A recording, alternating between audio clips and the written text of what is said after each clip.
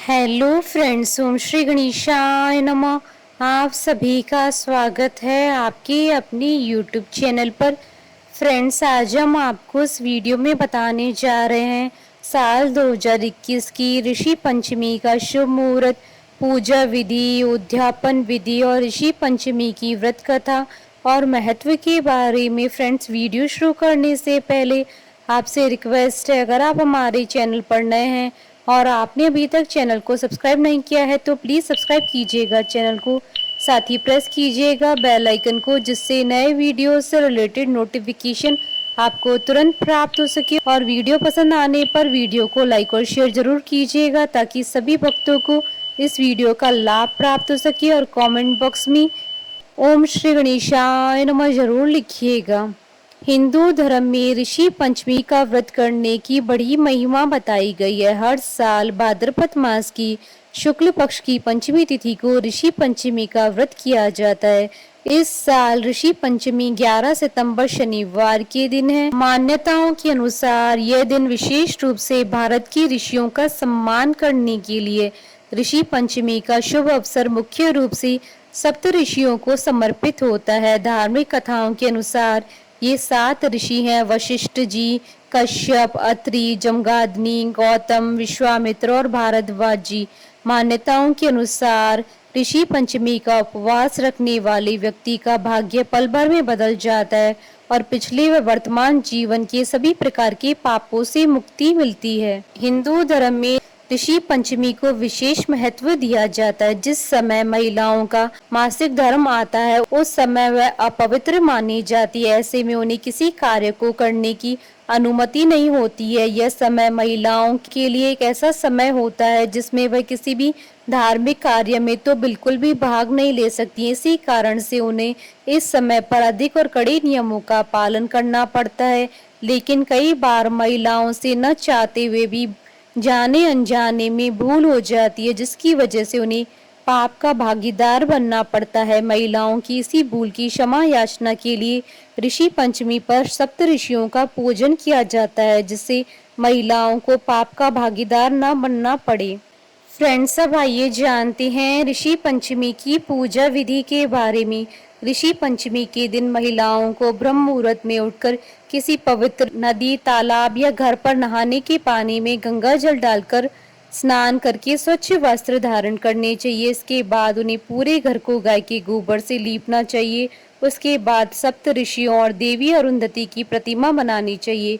प्रतिमा बनाने के बाद कलश की स्थापना करें और सप्त ऋषियों की हल्दी, चंदन और पुष्प और अक्षत से पूजा करी। इसके बाद सप्त ऋषियों की कथा सुनी। इस दिन जमीन में बोया हुआ अनाज ही ग्रहण करें। इस व्रत में पसई धान के चावल खाए जाते हैं। फ्रेंड्स, अब आइए जानते हैं ऋषि पंचमी के व्रत की उद्यापन विधि के बारे में। यह व्रत मासिक धर्म में हुई गलतियों के पापों के प्रायश्चित के लिए रखा जाता है, लेकिन कई बार महिलाएं कुछ परेशानियों के कारण व्रत नहीं रख पाती हैं। ऐसे में आपको यह व्रत उद्यापन करके ही छोड़ना चाहिए, जिससे आप पाप की भागीदार न बन सके। ऋषि पंचमी का उद्यापन करने वाली महिला को इस दिन सुबह जल्दी उठकर स्वच्छ वस्त्र धारण करने चाहिए। आप चाहें तो ऋषि पंचमी व्रत के उद्यापन की विधि किसी ब्राह्मण से भी करा सकते हैं या फिर स्वयं भी कर सकते हैं। ऋषि पंचमी के दिन 7 पुरोहितों को भोजन के लिए आमंत्रित करें और सप्त ऋषि मानकर उनका पूजन करें। पुरोहितों को भोजन कराने से पहले ऋषि पंचमी की पूजा अवश्य करें। इसके लिए पहले पूरे घर को गाय के गोबर से लीपें। इसके बाद सप्त ऋषि और देवी अरुंधति की प्रतिमा बनाएं, फिर कलश की स्थापना करें। कलश की स्थापना के बाद हल्दी, कुमकुम, चंदन, पुष्प और अक्षत से पूजा करें। फिर उसके बाद सप्त ऋषियों की कथा सुनी। उसके बाद सातों पुरोहितों को सप्त ऋषि मानकर उन्हें भोजन करवाएं। भोजन करवा कर उन्हें दक्षिणा देकर उनका आशीर्वाद अवश्य ले। उद्यापन विधि संपन्न होने के बाद गाय को भोजन अवश्य कराएं, क्योंकि गाय में भी सभी देवी देवताओं का वास माना जाता है। फ्रेंड्स, अब आइए जानते हैं ऋषि पंचमी के शुभ मुहूर्त के बारे में। हिंदू पंचांग के अनुसार इस बार ऋषि पंचमी 11 सितंबर 2021 शनिवार के दिन है। पंचमी तिथि प्रारंभ होगी 10 सितंबर 2021 को रात्रि 9:57 से और पंचमी तिथि का समापन होगा अगले दिन 11 सितंबर 2021 को शाम 7:37 पर। ऋषि पंचमी की पूजा का मुहूर्त रहेगा 11 सितंबर 2021 को सुबह 11:03 से दोपहर 1:32 तक और अभिजीत मुहूर्त रहेगा सुबह 11:30 से दोपहर 12:19 तक। व्रत पारण का समय रहेगा 12 सितंबर 2021 को सुबह 6:35 से सुबह 8:55 तक। फ्रेंड्स, अब आइए प्रारंभ करें ऋषि पंचमी की कथा। धर्म ग्रंथों में ऋषि पंचमी की 2 कथाओं का वर्णन मिलता है। पहली कथा, सतयुग में विदर्भ नगरी में शैनजित नामक राजा हुए थे। वह ऋषियों के समान थे। उन्हीं के राज में एक कृषक सुमित्र था। उसकी पत्नी जयश्री अत्यंत पतिव्रता थी। एक समय वर्षा ऋतु में जब उसकी पत्नी खेती के कामों में लगी हुई थी तो वह रजस्वला हो गई। उसको रजस्वला होने का पता लग गया, फिर भी वह घर के कामों में लगी हुई थी। कुछ समय बाद वह दोनों स्त्री पुरुष अपनी अपनी आयु भोगकर मृत्यु को प्राप्त हुए। जयश्री तो कुतिया बनी और सुमित्र को रजस्वला स्त्री के संपर्क में आने के कारण बैल की योनि मिली, क्योंकि ऋतु दोष के अतिरिक्त इन दोनों का कोई अपराध नहीं था। इसी कारण इन दोनों को अपने पूर्व जन्म का समस्त विवरण याद रहा। वे दोनों कुतिया और बैल के रूप में उसी नगर में अपने बेटे सुचित्र के यहाँ रहने लगे। धर्मात्मा सुचित्र अपने अतिथियों का पूर्ण सत्कार करता था। अपने पिता की श्राद्ध के दिन उसने अपने घर ब्राह्मणों को भोजन के लिए नाना प्रकार के भोजन बनवाए। जब उसकी स्त्री किसी काम के लिए रसोई से बाहर गई हुई थी तो एक सर्प ने रसोई की खीर के बर्तन में विष का वमन कर दिया। कुतिया के रूप में सुचित्र की माँ कुछ दूर से सब कुछ देख रही थी। पुत्र की बहू के आने पर उसने पुत्र को ब्रह्म हत्या के पाप से बचाने के लिए उस बर्तन में मुंह डाल दिया। सुचित्र की पत्नी चंद्रवती से कुतिया का यह कृत्य न देखा गया और उसने चूल्हे से जलती लकड़ी निकालकर कुतिया को मारी। बेचारी कुतिया मार खाकर इधर उधर भागने लगी। चौके में जो जूठन आदि बची रहती थी वह सब सुचित्र की बहू उस कुतिया को डाल देती थी, लेकिन क्रोध के कारण उसने वह भी बाहर फिकवा दी। सब खाने का सामान फिकवा कर बर्तन साफ करके दोबारा खाना बनाकर ब्राह्मणों को खिलाया। रात्रि के समय भूख से व्याकुल होकर वह कुतिया बैल के रूप में रह रहे अपने पूर्व पति के पास आकर बोली, हे स्वामी, आज तो मैं भूख से मरी जा रही हूँ।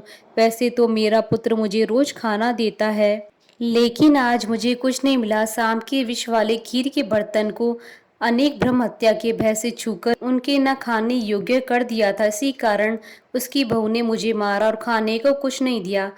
तब वह बैल बोला, हे बद्रे, तेरे पापों के कारण तो मैं भी इस योनि में आ पड़ा हूँ और आज बोझा ढोते ढोते मेरी कमर टूट गई। आज मैं भी खेत में दिन भर हल में जोता रहा। मेरे पुत्र ने आज मुझे भी भोजन नहीं दिया और मुझे मारा भी बहुत। मुझे इस प्रकार कष्ट देकर उसने इस श्राद्ध को निष्फल कर दिया। अपने माता पिता की इन बातों को सुचित्र सुन रहा था। उसने उसी समय दोनों को भरपेट भोजन करवाया और फिर उनके दुख से दुखी होकर वन की ओर चला गया। वन में जाकर ऋषियों से पूछा कि मेरे माता पिता किन कर्मों के कारण इन नीची योनियों को प्राप्त हुए हैं और अब किस प्रकार इनको छुटकारा मिल सकता है। तब सर्वात्मा ऋषि बोले, तुम इनकी मुक्ति के लिए पत्नी सहित ऋषि पंचमी का व्रत धारण करो और उसका फल अपने माता पिता को दे दो। भाद्रपद महीने की शुक्ल पक्ष की पंचमी को मुख शुद्ध करके मध्याह्न में नदी के पवित्र जल में स्नान करना और नए रेशमी कपड़े पहनकर अरुंधति सहित सप्त ऋषियों का पूजन करना। इतना सुनकर सुचित्र अपने घर लौट आया और अपनी पत्नी सहित विधि विधान से पूजन व्रत किया। उसके पुण्य से माता पिता दोनों पशु योनियों से छूट गए। इसलिए जो महिला श्रद्धा पूर्वक ऋषि पंचमी का व्रत करती है वह समस्त सांसारिक सुखों को भोगकर अंत में वैकुंठ को जाती है।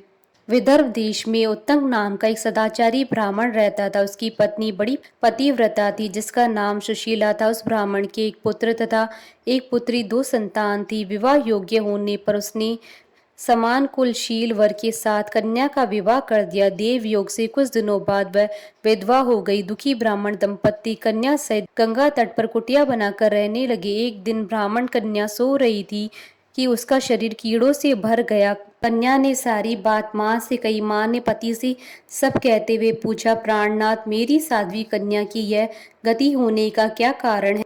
उत्तंक ने समाधि द्वारा इस घटना का पता लगाकर बताया, पूर्व जन्म में भी यह कन्या ब्राह्मणी थी। इसने रजस्वला होते ही बर्तन छू दिए थे। इस जन्म में भी इसने लोगों की देखा देखी ऋषि पंचमी का व्रत नहीं किया, इसलिए इसके शरीर में कीड़े पड़े हैं। शास्त्रों के अनुसार रजस्वला स्त्री को कोई भी कार्य नहीं करना चाहिए। इसने इस बात का ध्यान नहीं रखा, इसलिए इसे इसका दंड मिल रहा है। इस समस्या के समाधान के लिए ऋषि कहते हैं कि इस कन्या को पूरे भक्ति भाव से ऋषि पंचमी का व्रत करना चाहिए, तब जाकर इसे मुक्ति मिलेगी। वह कन्या ऐसा करती है जिसके बाद उसे उसके पापों से मुक्ति मिल जाती है। अगले जन्म में उसे अटल सौभाग्य से अक्षय सुखों का भोग मिला। हमारे साथ इस वीडियो में अंत तक बने रहने के लिए आपका धन्यवाद। ओम श्री गणेशाय नमः।